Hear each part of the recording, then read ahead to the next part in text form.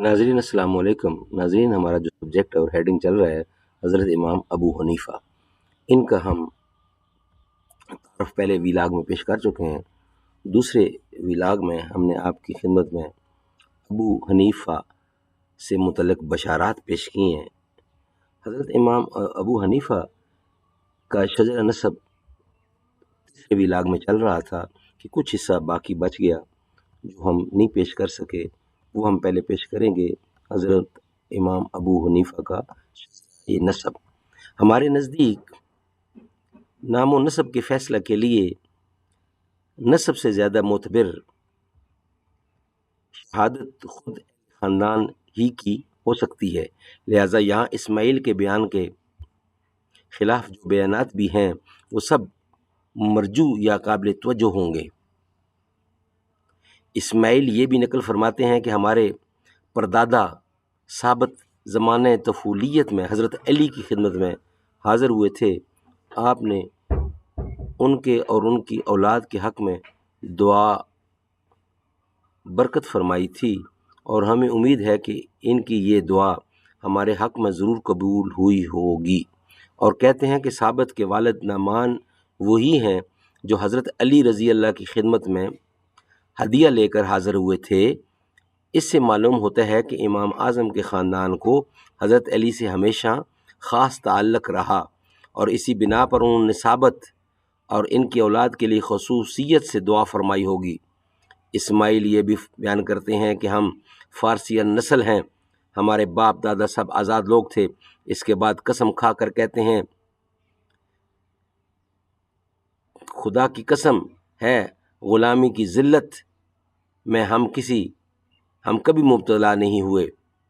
ان کے اس تاکیدی بیان سے اس غلط شہرت کی تردید ہوتی ہے جو امام صاحب کے دادا کے متعلق پیدا ہو گئی تھی کہ وہ بنی تمیم اللہ کے آزاد کردہ غلام تھے۔ اسماعیل امام اعظم کے پوتے ہیں، اس لیے یہ نہیں کہا جا سکتا کہ ان کو اپنے دادا کے حالات کی بھی پوری تحقیق نہیں ہوگی۔ اسلامی عہد میں رقیہ کی غلط فہمی پیدا ہو جانا وہ بھی عجم کے نسب میں کچھ بعید نہیں ہے، اور واقعہ کی حقیقت منکشف ہو جانے کے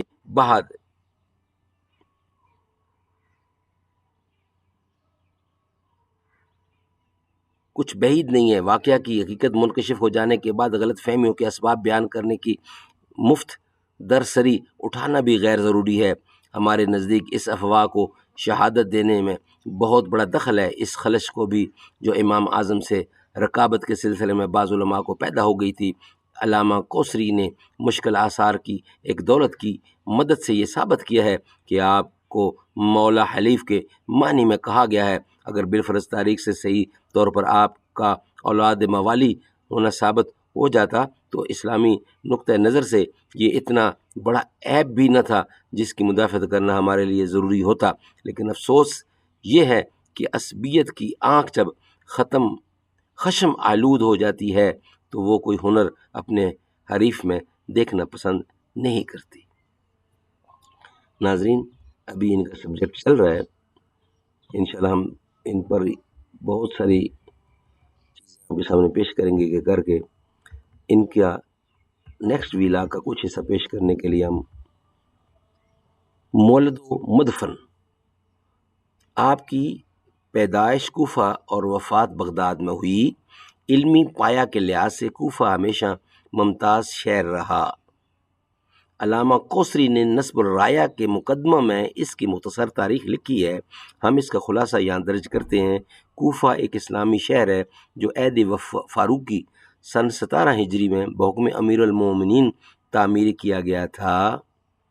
اس کے ارد گرد فصحائے عرب بسائے گئے اور ان کے تعلیمی نظم و نسق کے لیے سرکاری طور پر حضرت ابن مسعود کو بھیجا گیا۔